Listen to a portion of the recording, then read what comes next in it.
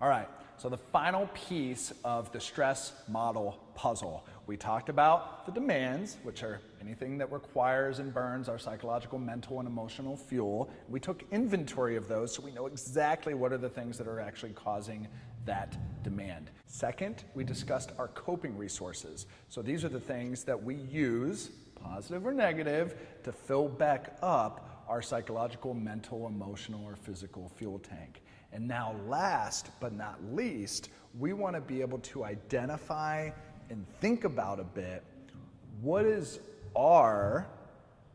your experience of stress? And this isn't the WebMD version. You can go on WebMD and you see all the signs and symptoms associated with stress, but what is your experience and relationship with stress? When you start getting stressed out, when you start getting stressed out, how do you know? How do you know?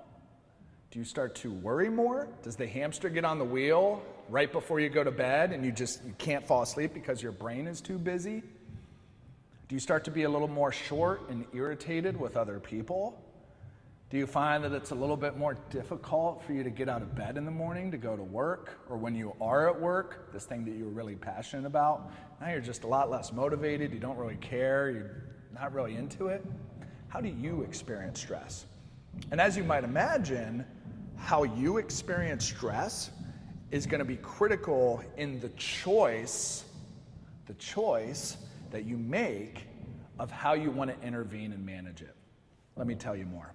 If you're somebody that gets very busy up in your brain when you become stressed out, you may choose to start gathering some coping resources that calm the brain down. So maybe that's meditation, maybe that's getting things off of your mind, off of your chest, and onto paper, such as journaling. So those more mentally focused coping resources can help if you're more of a mentally focused stressor, all right? In addition, maybe you're somebody that physically knows when you're starting to get stressed. Your stomach tightens up, your shoulders and your neck just constantly at the keyboard, and you notice that just really starts to have this intense muscle tension.